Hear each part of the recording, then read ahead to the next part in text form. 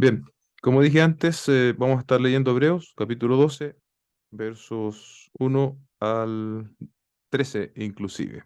Voy a dar lectura en el nombre del Señor. Dice, por tanto, puesto que tenemos en derredor nuestro tan grande nube de testigos, despojémonos también de todo peso y del pecado, que tan fácilmente nos envuelve, y corramos con paciencia la carrera que tenemos por delante, puesto los ojos en Jesús, el autor y consumador de la fe, quien por el gozo puesto delante de él soportó la cruz, despreciando la vergüenza, y se ha sentado a la diestra del trono de Dios. Consideren, pues, aquel que soportó tal hostilidad de los pecadores contra él mismo, para que no se cansen ni se desanimen en su corazón, porque todavía en su lucha contra el pecado ustedes no han resistido hasta el punto de derramar sangre. Además, han olvidado la exhortación que como a hijos se les dirige. Hijo mío, no tengas en poco la disciplina del Señor, ni te desanimes al ser reprendido por él, porque el Señor al que ama disciplina y azota a todo el que recibe por hijo. Es para su corrección que sufren. Dios los trata como a hijos, porque ¿qué hijo hay a quien su padre no discipline? Pero si están sin disciplinas, de la cual todos han sido hechos participantes, entonces no son hijos, perdón, entonces son hijos ilegítimos y no hijos verdaderos. Además, tuvimos padres terrenales además tuvimos padres terrenales para disciplinarnos y los respetábamos. Con cuánta más razón no estaremos sujetos al Padre de nuestros espíritus y viviremos, porque ellos nos disciplinaban por pocos días como les parecía, pero Él nos disciplina para nuestro bien, para que participemos de su santidad. Al presente, ninguna disciplina parece ser causa de gozo, sino de tristeza. Sin embargo, a los que han sido ejercitados por medio de ella, después les da fruto apacible de justicia.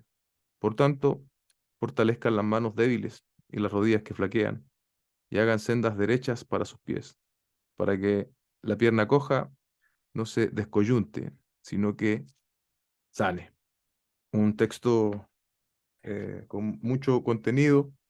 Yo les había adelantado que íbamos a estar hablando algo cierto respecto del pecado y cómo Dios lidia con nosotros cuando pecamos, porque habíamos estado las semanas anteriores hablando de las pruebas, ¿cierto? El propósito de la prueba, y la semana anterior hablábamos de cómo Dios nos usa a nosotros mismos como iglesia para apoyarnos en medio de las pruebas, y la necesidad ahí entonces de poder estar siendo parte de la iglesia, de conocernos, para recibir ese apoyo. Si no hay un conocimiento básico, es muy difícil que podamos ser apoyados por otros hermanos. Y ahí está esa dinámica del consuelo que yo trataba un poco de definir y describir a través de Segunda a los Corintios. Pero hoy el tema es diferente, porque este texto nos permite evidenciar algo que que es justamente la presencia del pecado en la carrera cristiana. Y yo sé que todos estamos de acuerdo en esto. Una vez que nosotros llegamos al Señor, somos redimidos, pero seguimos lidiando con el pecado. No es como que el pecado desaparece y ahora vivimos vidas impecables. No es así. En la experiencia de ninguno de nosotros y de ningún ser humano que se haya convertido en la historia de Cristo. Seguimos cada uno de nosotros lidiando con el pecado. Y creo que este es uno de los textos que nos ofrece eh, algo, algo que decir en ese sentido. Tal vez existen muchos otros, pero yo quería enfocarme en este y hacer algunas definiciones y alcances, tal vez en algunos casos para recordarles, y algunos otros casos quizás van a escuchar esto por primera vez. Así que le pedimos al Señor que pueda usar esta enseñanza, esta reflexión esta noche. Lo primero que el texto, bueno, le puse por título, perdón, el primer punto de esto, ¿cierto? Es la carrera cristiana y la presencia del pecado, ¿sí? Dice el verso 12, puesto que tenemos en derredor nuestro tan grande nube de testigos, haciendo referencia a lo mencionado en el capítulo 11. Esas son tan grande nube de testigos. No son tus vecinos, no son tus compañeros de trabajo. El texto, cuando dice tan grande nube de testigos, hace referencia a los héroes de la fe mencionados en Hebreos 11. Y este suele ser un pasaje que yo he oído muchas veces mal interpretado ya ahí en el comienzo. Dicen, tenemos una gran nube de testigos y se refieren como a los vecinos. No, el texto está hablando ahí específicamente de lo dicho en Hebreos capítulo 11. Luego dice, despojémonos también de todo peso y del pecado que tan fácilmente nos envuelve. Ahí está entonces el término pecado, ¿no? Warren Wiersbe dice, la gran nube de testigos se nos presentó en el capítulo 11, como yo les decía recién, son los héroes de la fe. No se sugiere aquí que estos hombres y mujeres, quienes ahora se encuentran en el cielo, nos estén observando como espectadores en un gran estadio, mientras corremos la carrera aquí en la tierra. La palabra testigos no significa espectadores. La palabra mártir proviene de la palabra griega traducida testigos. Estas personas nos dan testimonio de que Dios nos dará la victoria. Dios ha dado testimonio de ellos en Hebreos 11, 2, 4, 5, 39, y ellos ahora nos dan testimonio a nosotros. En ese sentido son testigos, ¿no? Eso es lo que quiere aclarar un poco esta nota. El texto nos señala que así como esta gran nube de testigos lo hicieron en su oportunidad, nosotros también tenemos ahora la tarea de despojarnos de todo peso y del pecado, de todo peso y del pecado. Entonces, podríamos decir que tenemos la tarea de despojarnos de dos cosas. Primero, de todo peso, ¿sí? Y del pecado, que eso es lo que yo quiero enfatizar esta noche, pero de todas formas no quiero pasar ese término de todo peso por encima. Y otra vez, comentario consultado, dice, los atletas acostumbraban a usar objetos pesados en su entrenamiento para los eventos. Ningún atleta participaría llevando dichos objetos, porque disminuiría su rapidez. La analogía moderna, aquí nuestros hermanos venezolanos van a entender mejor, nosotros acá en Chile no practicamos este deporte. La analogía moderna puede ser lo del beisbolista que ejerce con un bate que tiene un anillo pesado de metal momentos antes de batear. Ah, demasiado peso reduciría nuestra resistencia.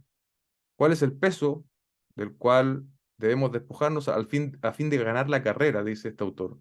Cualquier cosa que impida nuestro progreso, aunque pueda ser una cosa buena, según la opinión de otros. El atleta ganador no escoge entre lo bueno y lo malo, sino entre lo bueno y lo mejor.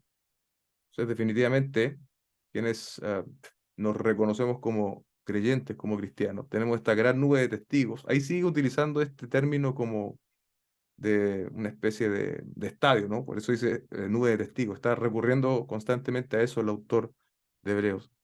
Tenemos la responsabilidad entonces de despojarnos de todo peso, ¿sí? De todo peso. Y, y bueno, incluso cuando uno lee el capítulo 11, al final del capítulo 11, hay varios ejemplos. Dice, las mujeres recibieron a sus muertos mediante la resurrección, otros fueron torturados, no aceptaron su liberación a fin de obtener una mayor resurrección. Otros experimentaron insultos, azotes, hasta cadenas, fueron apedreados, aserrados, tentados, muertos a espada, anduvieron de aquí para allá, cubiertos con pieles de oveja y cabras, destituidos, afligidos, maltratados. Bueno, un texto bastante gráfico, bastante claro, ¿sí? De cómo estas personas que el autor de Hebreo menciona como ejemplo, fueron capaces de continuar su carrera precisamente por su capacidad de dejar todo peso atrás. Por lo tanto, ya ahí el texto nos está dejando una enseñanza práctica para nosotros, los cristianos de este siglo. Em, lo que habíamos visto, ¿cierto?, en las semanas anteriores, relacionado con las pruebas que el Señor permite, pero ahora cambiamos de hoja, por decirlo así, para hablar del pecado que nosotros cometemos, ¿sí? Eh, e incluso siendo creyentes. Y es precisamente esto lo que el autor de Hebreos menciona, ¿no? En lo segundo, dice que tenemos que despojarnos primero de todo peso en esa figura atlética, y lo segundo que menciona es precisamente el pecado. Y es el tema que vamos a desarrollar a través de esta reflexión con un mayor énfasis, si el Señor nos lo permite. Y mira cómo lo define el autor de Hebreos, dice el pecado que nos envuelve. Interesante eso, ¿no? Nos envuelve. Y si nosotros pensamos en esto, vamos a darnos cuenta que el pecado nos envuelve de manera bastante fácil, mucho más fácil de lo que nosotros pensamos. Eh, el pecado, iglesia, se ha diversificado de tantas maneras, se ha disfrazado, podríamos decir, que obviamente, ¿qué tipo de cristianos seríamos nosotros si robásemos, si mintiéramos, si adulteráramos? Eh, Aunque esos casos sabemos que sí se dan, pero hay otro tipo de pecados que incluso dentro de nuestro contexto hemos normalizado, ¿sí? Y yo pienso que esta normalización de ciertos pecados entre comillas aceptables, eh, para quienes tienen el conocimiento, probablemente se da por falta de exponernos a la palabra del Señor y a la santidad de Dios que allí se revela, y en otros casos porque no han tenido la oportunidad de ser expuestos. Eh, y el pecado entonces tiene esta capacidad, como dice el autor de Hebreos, de envolvernos con facilidad, porque se reviste, ¿cierto? Se disfraza de motivaciones correctas. O sea, nosotros somos capaces de justificar un pecado cuando ese pecado tiene una buena motivación. Y pienso que podríamos dar eh, innumerables ejemplos. Tal vez algo que yo he mencionado en otras oportunidades, ¿no? Es como en la última década, quizás un poco más, se ha introducido en la iglesia la idea de que el domingo es el tiempo para la familia, ¿sí? Y bueno, a través de ese pensamiento, muchos creyentes han abandonado la vida de iglesia, ¿sí?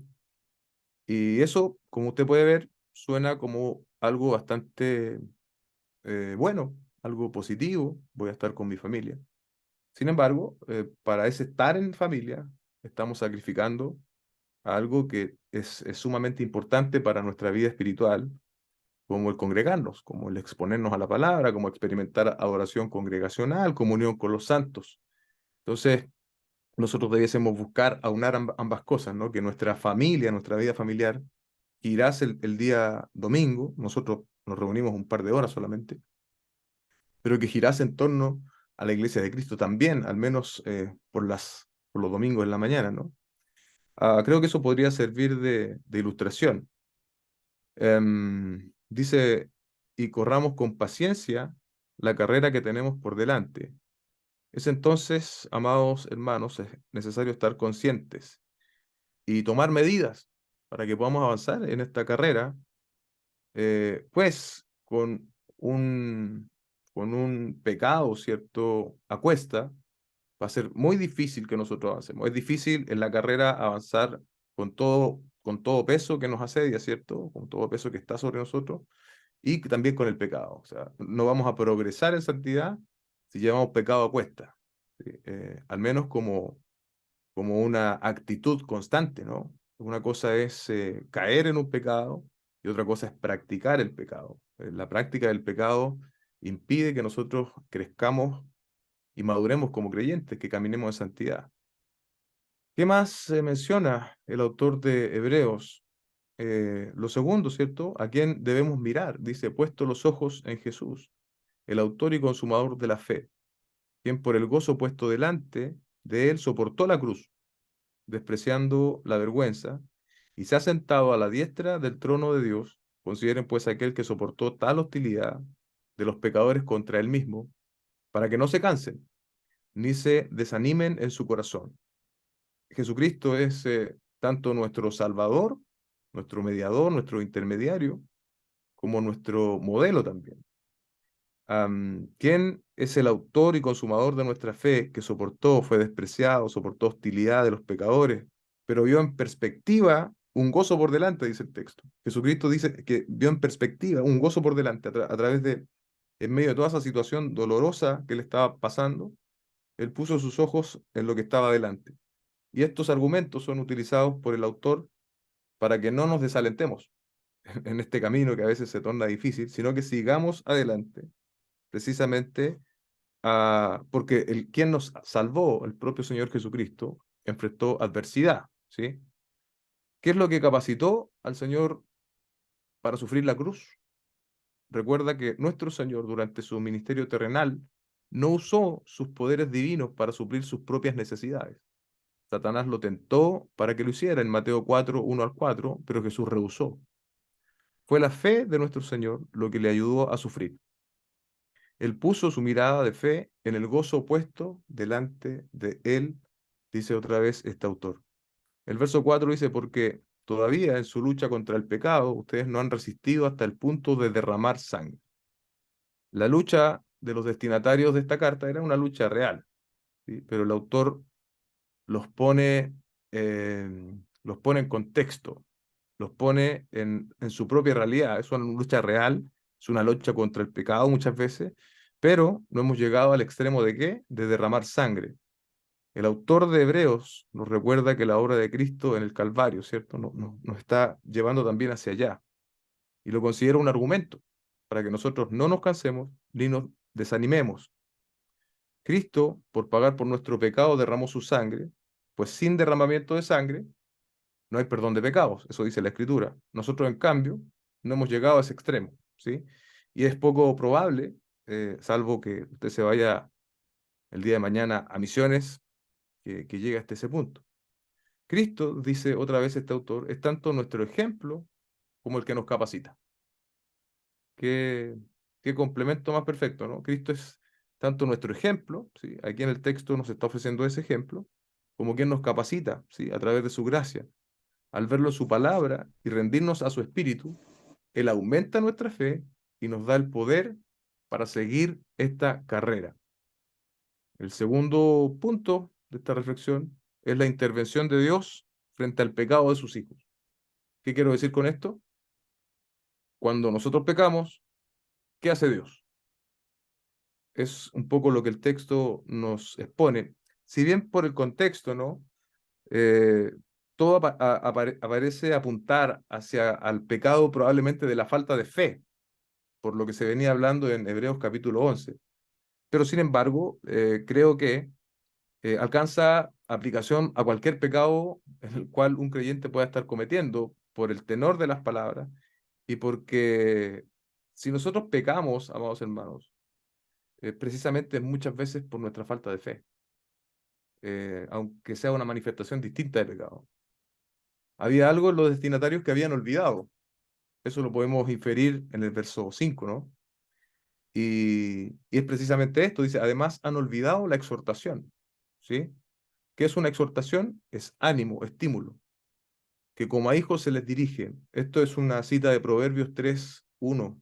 Dice, hijo mío, no tengas en poco la disciplina del Señor, ni te desanimes al ser reprendido por Él, porque el Señor al que ama disciplina y azota a todo aquel que recibe por hijo. Yo hace tiempo publicaba algo en las redes sociales en referencia a esto, ¿no? Porque usted puede encontrar en las redes sociales muchos textos, por ejemplo, como Filipenses 4:13, preciosos salmos, promesas del Señor, pero nunca va a encontrar un texto como este. Hijo mío, no tengas en poco la disciplina del Señor, ni te desanimes al ser reprendido por Él, porque el Señor al que ama disciplina y azota a todo aquel que recibe por hijo. Usted muy difícilmente lo va a encontrar. Algunas veces, dice este autor, la disciplina de Dios viene en la forma de una reprensión por su palabra o por circunstancias. ¿Ven?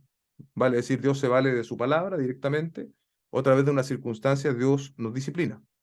Otras veces, el Señor muestra su amor castigándonos, o como dice el texto, azotándonos con algún sufrimiento físico.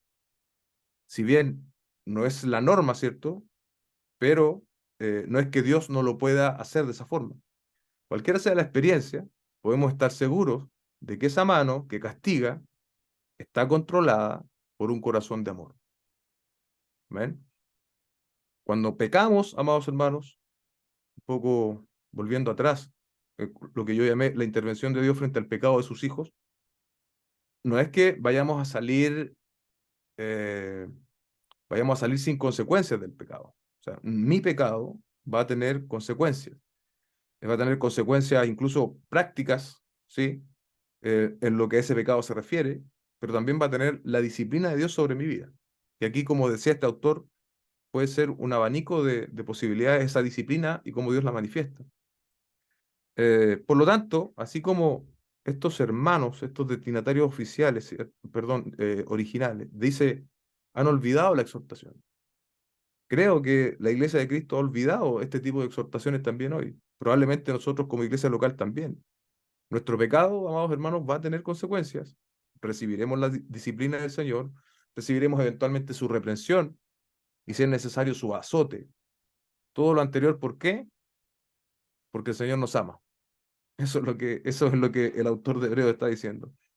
Eh, Nuestra responsabilidad, por lo tanto, como creyentes, es poner en alto la disciplina del Señor, porque tiene buenos propósitos para nosotros. Si somos reprendidos por Dios, no nos desanimemos. La reprensión es una muestra del amor de Dios hacia nosotros. Imagina, amado hermano, hermana, que Dios nos dejara pecar sin poner un alto a nuestro pecado. ¿Hasta dónde llegaríamos? Sin disciplinarnos.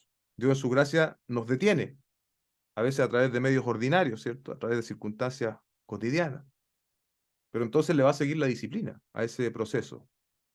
Dice el verso 7, es para su corrección que sufren. Dios los trata como a hijos, porque ¿qué hijo hay a quien su padre no discipline?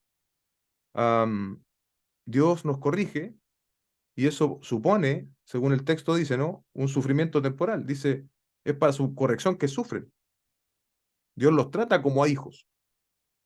Por lo tanto, haremos bien en no tratar de eludir la corrección de Dios cuando pecamos.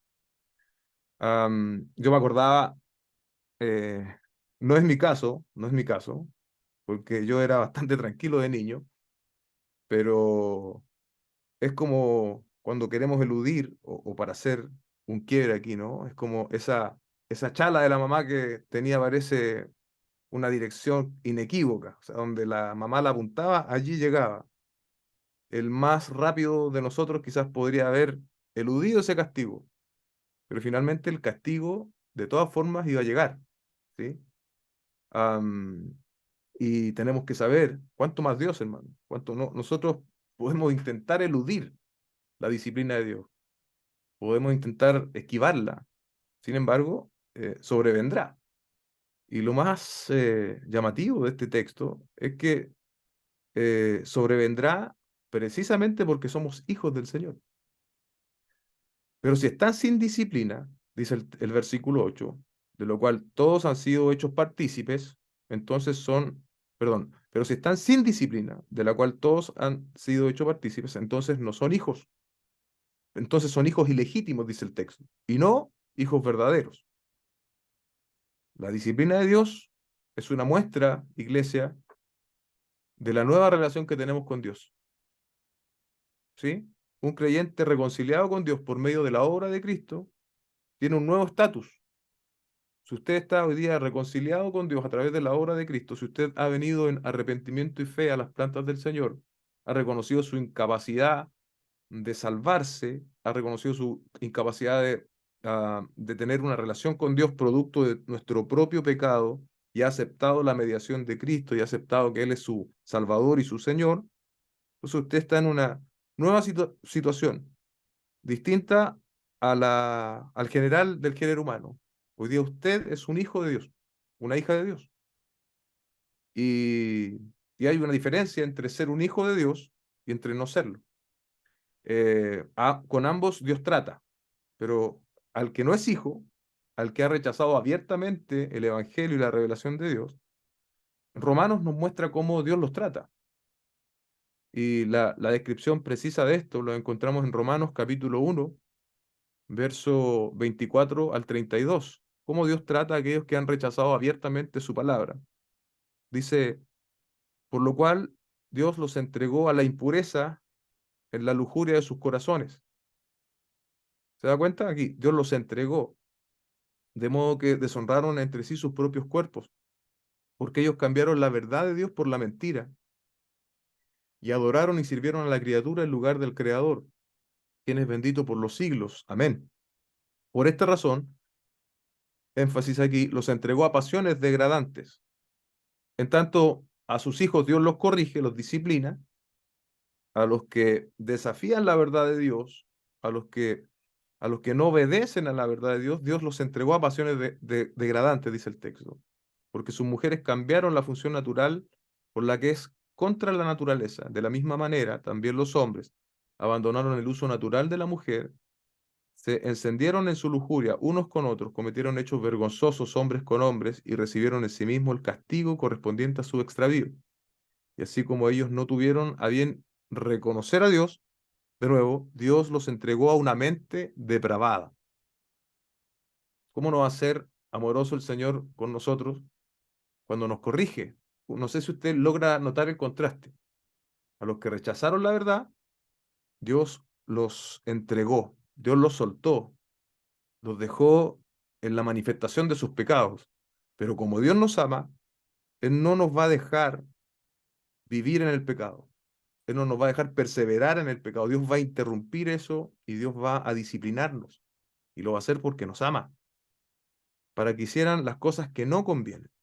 Están llenos de toda injusticia, maldad, avaricia, malicia, llenos de envidia, homicidios, pleitos, engaños, malignidad. Son chismosos, detractores, aborrecedores de Dios, insolentes, soberbios, jactanciosos, inventores de lo malo, desobedientes a los padres, sin entendimiento, indignos de confianza, sin amor, despiadados. Ellos, aunque conocen el decreto de Dios, interesante, ¿no? Que los que practican tales cosas son dignos de muerte, no son personas ignorantes, no solo las hacen, sino que también dan su aprobación a los que las practican. Esa es la descripción, creo, una de las descripciones bíblicas más certeras, más amplias, mejores descritas, de aquellos que ignoran a Dios y cómo Dios trata con esas personas. Versus quienes somos sus hijos. Estamos sujetos a la amorosa disciplina de Dios. El tercer punto, a partir del verso 9, le denominé la superioridad de la disciplina de Dios. La disciplina de Dios es superior en muchos aspectos. Y aquí el autor de Hebreos hace una alusión a algo que probablemente en su contexto original los destinatarios iban a entender bastante bien. Y creo que nosotros también. Dice el verso 9, además tuvimos padres terrenales para disciplinarnos y los respetábamos. ¿Con cuánta más razón no estaremos sujetos al Padre de nuestros espíritus y viviremos? En verso 10 dice, porque ellos nos disciplinaban por pocos días como les parecía, pero Él nos disciplina para nuestro bien, para que participemos de su santidad. En una comparación, ¿no? El autor de esta carta usa la figura ahora de los padres terrenales versus ¿quién? Nuestro Padre Celestial. Está explícito en el texto, ¿no? Los padres disciplinan y son respetados. Ah, esa disciplina y ese respeto no despierta subordinación como hoy en día, lamentablemente, ¿no? Y aquí entre paréntesis debemos pedirle al Señor que nos ayude allí. Si nuestros hijos son subordinados y respetuosos, si no vemos parte de esto, ¿no? Cuando los padres disciplinamos y, y no solo no somos respetados, sino que somos desafiados, debiésemos pedirle al Señor que existiese este tipo de relación. Aun cuando los padres terrenales disciplinan, debiesen ser siempre respetados por los hijos. Lamentablemente, producto de la cultura en la cual hoy día vivimos, esto cada día es más lejano. Los hijos tratan a sus padres de igual a igual, lo que no debiese ser. Cierro de paréntesis. El primer propósito de Dios al disciplinarnos cuando pecamos es encaminarnos en santidad, hermanos.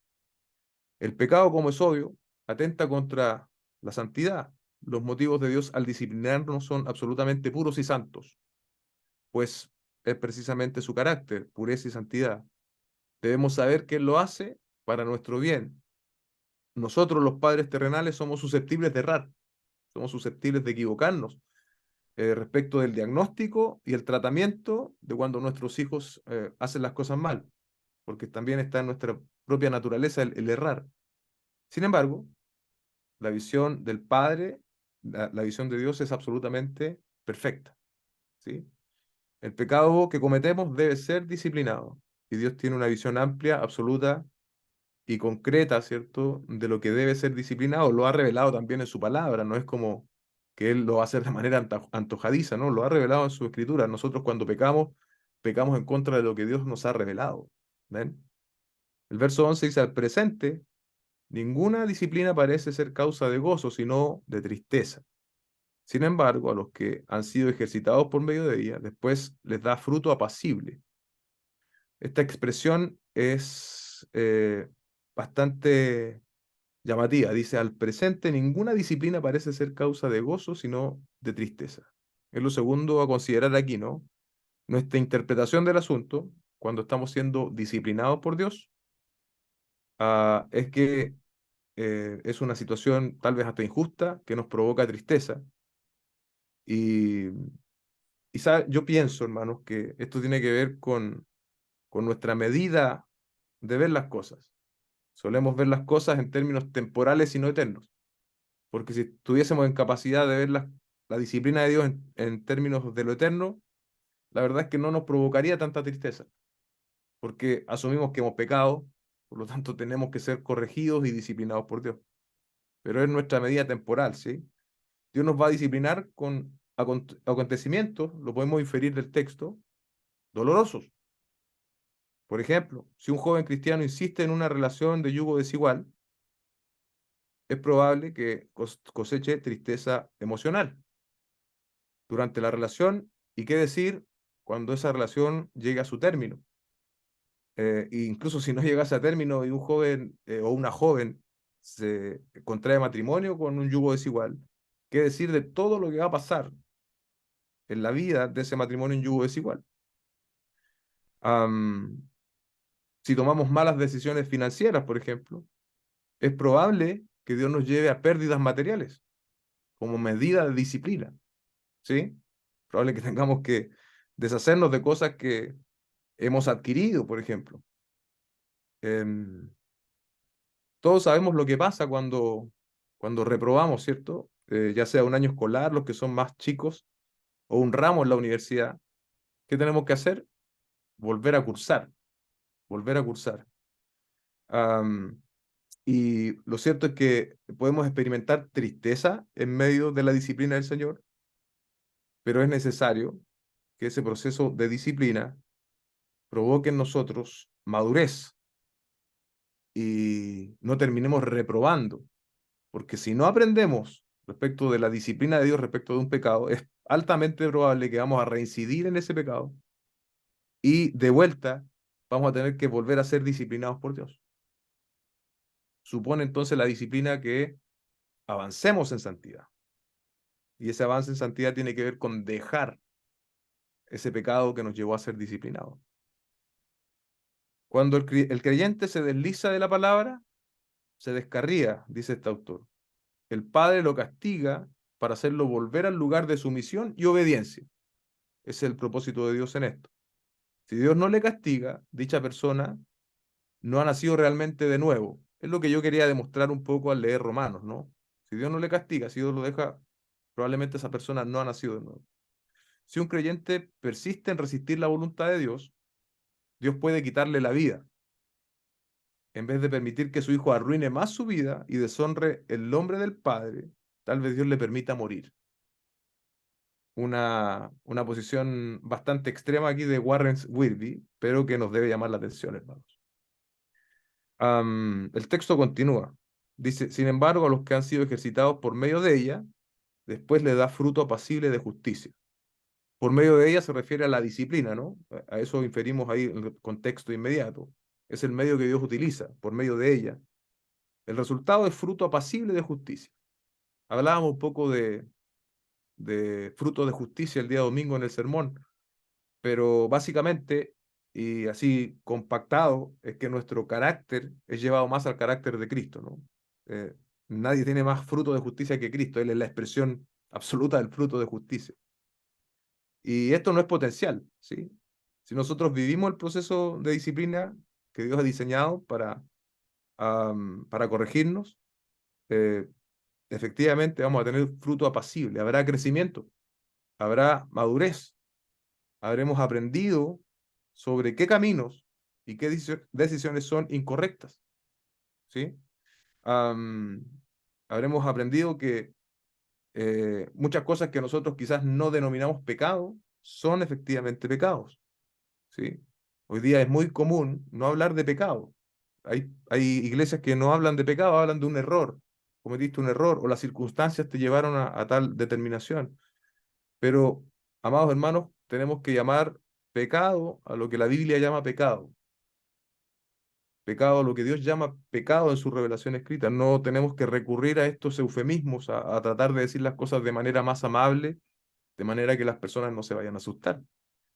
Am, pero debemos llamar pecado, otra vez, como lo escribí yo acá, a lo que el pecado, a lo que Dios llama pecado, arrepentirnos y asumir la disciplina de Dios que trae corrección. Yo no sé, a lo mejor algunos de ustedes están precisamente enfrentando esta corrección de parte de Dios y, y es necesario que asumamos, ¿sí? Y que tal como decíamos antes, no tratemos de eludir la disciplina de Dios. Él está a través de distintos medios, ¿no? Llevándonos a poder imprimir en nosotros el carácter de Cristo e ir dejando hábitos pecaminosos atrás. Al final del texto, ¿no? Dice, por tanto, fortalezcan las manos débiles y las rodillas que flaquean, y hagan sendas derechas para sus pies, para que la pierna coja no descoyunte, sino que sane. Pienso que, ¿cierto? Como muchas otras figuras que ocupa el autor de Hebreos, no está hablando literalmente de las manos, de las rodillas, de las sendas, de los pies ni de las piernas. Es un uso metafórico. Pero lo que me llama mucho la atención es que el autor de Hebreos llama a sus destinatarios a hacerse responsables. Dice, por tanto, fortalezcan las manos débiles, las rodillas que flaquean, y hagan sendas derechas para sus pies. Y aquí una figura que me llamó poderosamente la atención, para que la pierna coja no descoyunte, sino que sane. ¿Sí? Tenemos una responsabilidad de cara a este texto, como hemos visto, aceptar la corrección de Dios, enrielar nuestras acciones. ¿Por qué digo esto de enrielar nuestras acciones? De traer nuestras acciones sometidas a la voluntad revelada de Dios. ¿Sí? Quizás es la representación de las manos, ¿no? Que son tan útiles para tantas cosas. Nuestras decisiones representadas por el camino por el cual transitamos, las rodillas que flaquean y hagan sendas derechas para sus pies. Una invitación en un lenguaje muy rico, ¿cierto? A que caminemos en santidad y no en el camino del pecado. La pierna coja es, digo yo, es el pecado, ¿sí? Es el pecado del cual debemos arrepentirnos. Dice que no descoyunte, dice el texto. Es decir, que no desarticule, tal como una articulación descoyunta, a eso se refiere, sino que permanezca, y dice al final, para que sane, ¿no? Para que sane. Lo que sigue a la disciplina del Señor, yo no sé si esto va al tiempo que Dios nos está disciplinando, probablemente, o posteriormente, probablemente sea al mismo tiempo. Ah, pero somos responsables, hermano. Somos responsables. Creo que eso quiere decir el verso 2 y 13. Por tanto, no dice Dios les va a fortalecer, dice, no, por tanto, fortalezcan ustedes las manos débiles, las rodillas que flaquean, y hagan sendas derechas para sus pies, para que la pierna coja no descoyunte, sino que sane.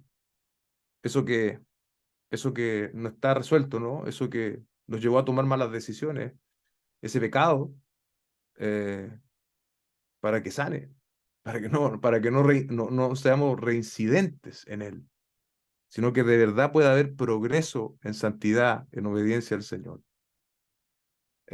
Como les decía, un pasaje con un contenido extraordinario, pero no es mi intención predicarlo de manera expositiva tal vez, sino que solo compartir con ustedes algunas reflexiones en el tenor de lo que veníamos compartiendo antes.